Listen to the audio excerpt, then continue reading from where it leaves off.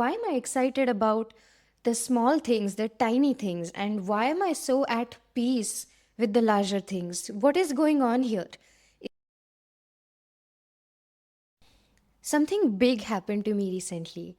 I got the reply of something that I was awaiting for a few months, and I won't go into details about what that is because of privacy reasons, but rest assured the details don't matter.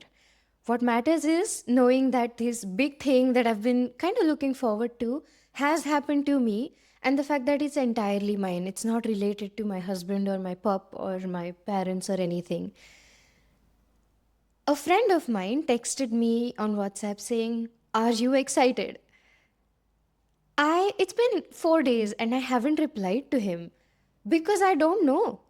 I was thinking about it. The obvious answer is yes, I'm excited, but it's like, that's too boring and I kind of want to be clever about this, so let's wait and let's think about this. Because of course I'm excited, right? But shouldn't I be saying more than that? And as it turns out, while driving, I was like, hang on, I'm fine. This is really strange because it's not like I'm an indifferent person or that I don't care about things. I actually care about the tiniest things. If I see the leaves swaying in the wind or the grass in a thunderstorm, I will take videos of it because I love the little things. My puppy, the other day, I think 2 weeks ago, learned how to sit and stay. So I put treats in front of him and I told him to stay, and he stayed. And only when I told him to go, he ate the treats, which is a huge step for a 4-month-old puppy, especially a shepherd breed, because they are always high energy and go, go, go. Those little things made my entire day. Like, I have not smiled as much as I have in the last few weeks because of my pup. So, obviously, the little tiny things excite me a lot. But the big good things don't. I am at peace. And this is really strange because I grew up in an environment that was as far from peace as it gets. Like, I am not joking here. That was not a good environment, to say the least. And so I thought, let's think out loud about whatever this feeling is. Why am I excited about the small things, the tiny things, and why am I so at peace with the larger things? What is going on here? Is this trust? Is this indifference? I don't think so. But we are going to flesh this out. So, hi and welcome to another episode of Notes from a Desi Girl. I am your hostess, Manasi, or as the Belgians like to say, Manasi. Now, I thought about this. Little things they are happening to you, or they're just about to happen to you in a few seconds. They're done, bam, that's it. So that excitement doesn't necessarily extrapolate to the next few hours or the next day or the next week or something. It's not necessarily like ordering a parcel that takes 1 month to come, because that excitement is still long. The understanding about time matters here. If something is going to happen in just an hour or in just a few minutes or seconds, that excitement is quick. It's like a little sugar rush, I guess. And it stops there. And that's kind of beautiful because that encourages you to be in the moment. But big things, I think earlier in my 20s, like I'm still in my 20s technically, I'm in my late 20s, I'll be turning 30 soon. So I can't help but look back over the entirety of my 20s and just wonder everything that I've done, and has it been good? And I think it has been good because we are about to conclude that I have healed in some ways. In my early 20s, when big things were going to happen to me, big things that I desperately needed to change my life, I was kind of excited about them, but I was also terrified. It is this equal and opposite two sides of a coin cannot exist without two sides kind of thing, that would always just be there. So that hope and that excitement and its equal and opposite terrified feeling, like, oh, this is so big, I might lose this might be taken away from me. And if this big life changing thing of me being able to move away and do my own thing is taken away from me, I am nothing. That was true. If that thing was taken from me, I would not be able to ever grow or ever just become a decent person. I really had to move out of, the place where I grew up for that to happen. So good, it turned out well. But in the last decade, I think there have been a lot of these big life changing things that I desperately needed, like my first job or graduating from my master's with this much, or graduating from that one course which I was not very good at.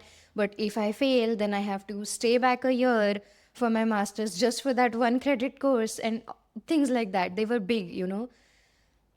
I am now thinking, the more I have healed, I know healed is an all encompassing word, but stay with me. The more I have healed in this last decade, that excitement feeling that I talked about has sort of reduced or subdued. You know, it's more like I know I'll be fine no matter what, even if this life changing thing doesn't happen to me. Like, what's the worst that can happen, right? I'll be fine. It is weird. I'll still probably have food, water, and shelter. That's kind of the worst case that I think about. So I'll be fine. So that excitement spike, which by the way lasts for days or months, is not happening to me. And therefore, that spike of fear and anxiety is not happening to me. It's a big win for someone like me, and probably someone like you if you're listening. Because if you've had decades long trauma, like you've grown up in a extremely, extremely traumatizing environment, which kind of shot your confidence. It made sure that you would never believe in yourself, because what does believe in yourself even mean if you grew up like that? And you had no concept of nuance in your life because you weren't allowed to be curious, you weren't allowed to do basic things. Then it's like, well, my puppy who went on grass for the first time, he didn't know what to do. He was like, constantly. I'll be using my puppy as an analogy for a lot of things because I'm watching him grow up, and he's so simple, right? Dogs are quite binary sometimes, so you can really learn a lot from watching a dog or a kid even grow up, because you see a bit of yourself in them. And when I got out of my bad situation, the whole world was at my feet. So, of course, I was going to feel excited and terrified about every single thing. But the more time has passed and the more I have focused on healing, and we'll do a different episode on what healing really means. It's such a big, broad topic. It involves so much of unlearning of, desi upbringing and judgmental societies, building on your self confidence, all that. So let's flesh that out later. But it involves so much of healing that after a point, I'm at peace. And so I think I'm just going to reply to my friend, hey, you know what? I am excited when Coco, my dog, does a little trick or learns a little trick because he's excited too. And I like to play catch with him because I can see he's so happy. But this thing, I'm not unhappy, but the excitement is steady.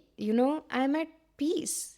I think it also goes to say for anyone who might relate, by the way, sorry if you can relate, but if you've not had the best childhood or best upbringing or the first 20 years of your life, you feel like it's been a waste and now you have to relearn what being a human means. You have to relearn how to be a kid while being an adult. It's a little weird, it's complicated. But I want you to know, hey, apparently things get better. Because let's say this thing hadn't happened to me. I mean, I would be sad, but I'd be fine. I wouldn't be that pit of despair. It would just be a steady sadness, like, oh, whatever, this thing didn't happen. Let's move on, I guess.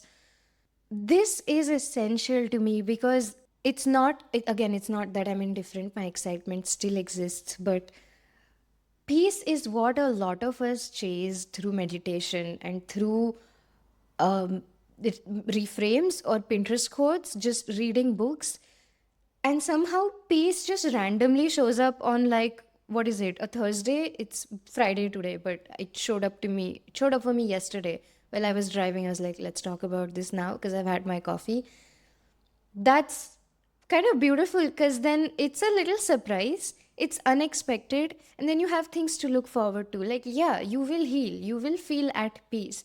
And meditation may or may not help you. I don't meditate. I scroll and I I rewatch Gilmore Girls and other TV shows that I love from the 90s because I love their fashion. I rewatch them until every single dialogue is in my mind and all of their fashion and the color grading is vibrant and in my mind. I guess that's my meditation. Or cuddling with my dog, or if I didn't have a dog, then a foster dog. That's my meditation. I don't actually sit down and meditate.